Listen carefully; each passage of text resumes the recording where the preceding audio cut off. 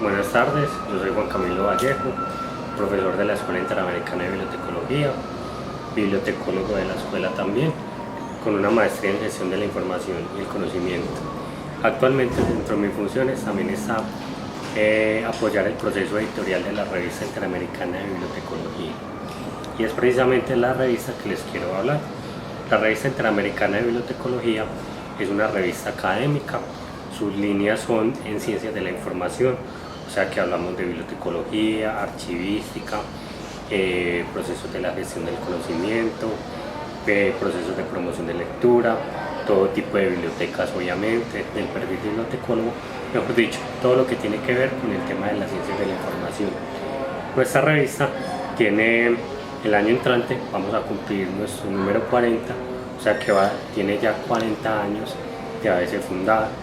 Sacamos 3 números al año en cada volumen, o sea que es una revista cuatrimestral. Y nuestra revista sale en 2 versiones, una versión impresa y una versión digital. Casi siempre, o digo casi siempre porque a veces cambian en algunos contenidos o algunas apartes, la versión digital es la misma de la versión impresa. Nos vamos a centrar ahora en la versión digital.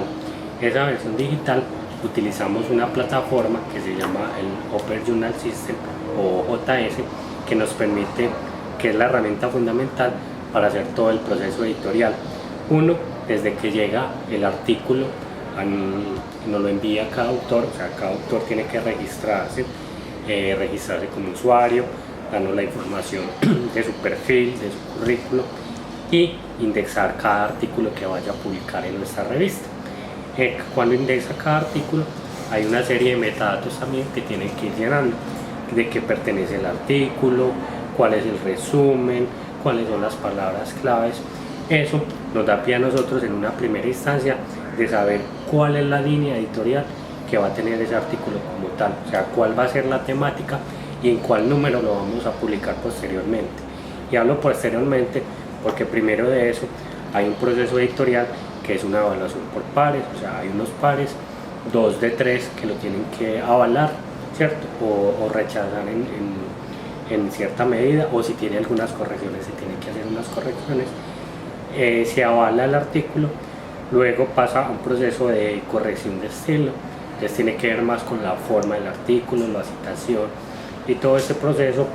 Luego pasa a un proceso de diagramación, que lo montamos en programas especiales de diseño, lo vamos diagramando y vamos montando la revista como va a quedar en su totalidad. En ese proceso de diagramación tenemos el artículo en español, ¿cierto? Tenemos artículos en español, en portugués, en inglés y por ahí uno que otro en francés que se ha publicado, pero esos son los 3 idiomas fuertes de nosotros: español, inglés y portugués. Ya les voy a contar la importancia de tener ese tipo de idioma. Pero todos los artículos siempre tienen que tener el astra en español, el astra en inglés, ¿cierto? Independientemente que también estén en portugués. Entonces, después de diagramado, se pasa a un proceso de publicación, ¿cierto? Ya sea en la versión impresa, se manda a imprimir en unos editoriales junto con la carátula, y en la versión digital lo publicamos siempre periódicamente.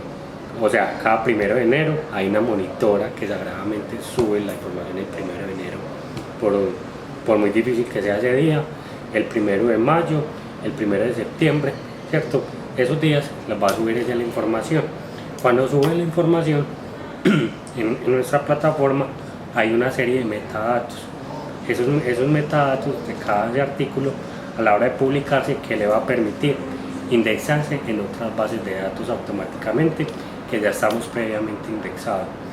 Le va a permitir encontrarse por buscadores en línea abiertos, en el caso de Google Académico, es indexarse posteriormente a bases de datos multidisciplinares o específicas, por ejemplo en el área de nosotros el IS, ¿cierto? O bases de datos multidisciplinares como Reallí, El Cielo. Entonces ese proceso es muy particular y es muy importante a la hora de la visibilidad e impacto, que ese es el otro proceso que les quiero contar. Entonces, el primer proceso fundamental y que le da calidad a nuestras publicaciones es ese proceso editorial hasta su publicación. El otro proceso fundamental es ese proceso de la comunicación científica. Ahí vamos a ver procesos de visibilidad e impacto de las publicaciones. De ahí viene la importancia del Open Access. El Open Access que me va a permitir que de una manera abierta puedan acceder a mis contenidos, la gente en particular, ya no solo desde mi sitio, por ejemplo, el sitio de la universidad, que todas las revistas están montadas en el Open Journal System, es de acceso abierto, y eso tiene una razón de ser por la universidad pública. O sea, nosotros somos universidad pública, con las investigaciones de nosotros después de publicadas hacen parte del patrimonio de la sociedad antioqueña, en este caso, ¿cierto? Y de la nación, y muestran un devenir histórico. Partiendo de esa filosofía, todos los contenidos o todas las publicaciones que se hacen a través de las revistas de la universidad son Open Access. Entonces, al ser nuestro sitio Open Access o línea dorada, como la llaman algunas personas o algunos autores, nos va a permitir tener un impacto determinado. Entonces, en una primera instancia, nuestra línea es esa, una línea de Open Access, una línea dorada, que nos va a permitir, como les contaba ahorita, llegar a bases de datos específicas de nuestra área, o sea, de ciencias de la información, multidisciplinares, y a base de datos mucho más, que tienen otro impacto más específico. Y en la línea verde, que es estas líneas, es importante para nosotros. ¿Por qué? Porque estas líneas, digamos el caso de EBSCO, en EBSCO estamos indexados en Fuente Académica. En Fuente Académica, EBSCO es una base de datos de acceso restringido. Entonces, eso nos llegan unas regalías que también se vuelven también unos presupuestos para nosotros desarrollar. A pesar de que el objetivo de una publicación científica, de una revista científica, no es vender para tener unos recursos económicos, se vuelve importante a la medida que eso permite, estos recursos permiten generar nuevas dinámicas y tener una mejor infraestructura para las revistas. Entonces, que también nos da esa línea verde a nosotros, a raíz de que estas grandes editoriales o estas casas editoriales dan unos parámetros para la publicación, parámetros como cuáles, como el perfil de los autores, ¿cierto? Que los autores sean autores reconocidos, con perfil altos, digamos, doctorados o postdoctorados, que parámetros en los mismos árbitros, que los árbitros evaluadores tengan el mismo o más perfil de los autores. Listo, parámetros en los procesos editoriales.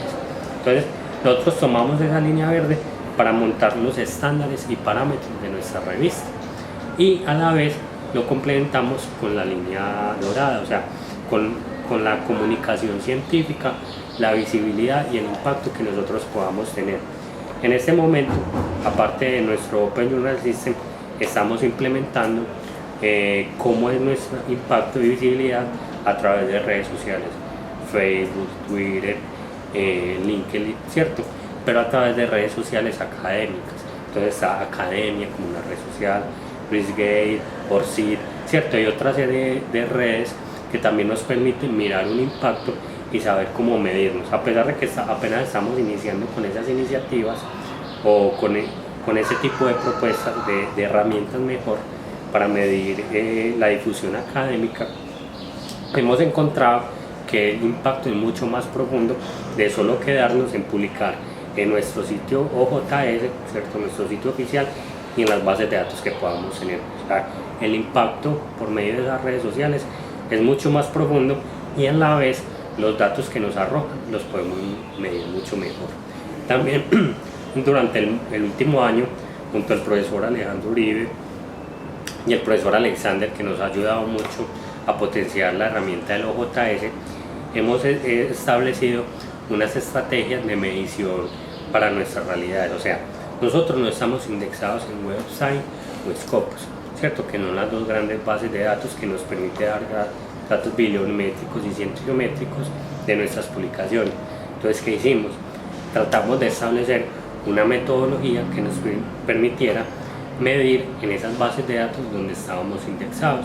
Ejemplo, partiendo de nuestra base de datos OJS y los datos que nos arrojaba, datos como quiénes son nuestros autores, cuántos son, de qué país proceden, qué temas han publicado, ¿cierto? Toda esa información la fuimos acumulando y empezamos a, a analizarla y a compararla mejor con otras bases de datos. Por ejemplo, en ILIS, ¿qué nos da? ILIS nos da, digamos, temáticas. Entonces miramos de las temáticas que tenemos en nuestro JS, que tanto se publica con las de ILIS y las vamos comparando. Y así sucesivamente. Con Google Académico también lo tomamos, con Excel, con Web of Science, pero la Web of Science queda por medio de Excel o Web of Science, ¿cierto? Y esa serie de herramientas y nos marcó unos parámetros. Esos parámetros que nos permitió o nos va a permitir también posteriormente tomar decisiones en los procesos editoriales. Ejemplo, saber qué temáticas son las que más están publicando, las que más están investigando y escribiendo hoy en día. Saber qué autores son los más referentes o cuál autor ha tenido más impacto en cuanto a las referencias, qué autor lo han referenciado más que otros, ¿cierto? Entonces eso también se convierte en no solo medir y mirar cuál ha sido su visibilidad e impacto y si estamos haciendo las cosas bien o no a partir de eso, sino que también esa información se construye, como les decía ahorita, en fuente vital para la toma de decisiones en los procesos editoriales. O sea, saber qué temática le debo apostar cuando me llega un artículo, saber qué autores le voy a prioridad cuando me llegue un artículo de tal autor. Esto, entonces, así básicamente es como estamos utilizando las herramientas Open Access y no solo Open Access, sino otras herramientas que nos va a dar unos parámetros para no solo para la publicación, o sea, desde que llega un artículo y publicarlo, sino a partir de que se publica, cuál es la visión y cuál es el impacto que eso tiene. También en unos talleres que he tenido con investigadores, uno se puede percatar que a ellos no les interesa solo publicar, al investigador también le interesa es qué pasa después de publicarse un artículo, o sea, si mi artículo tiene referencias o no, si mi artículo está siendo citado o no, si mi artículo ha sido comentado en las redes sociales académicas, ¿cierto? Para el autor también es importante eso, o sea, ya pasamos de solo publicar, por tener en un currículo publicaciones, sino que estamos yendo mucho más allá. Y de hecho, esos procesos de la comunicación científica fue para investigadores. O sea, los investigadores necesitaban saber qué tanto sus investigaciones precisamente han tenido impacto. Lo que estamos haciendo es, de esas metodologías hechas para investigadores, las estamos tratando de implementar para las revistas.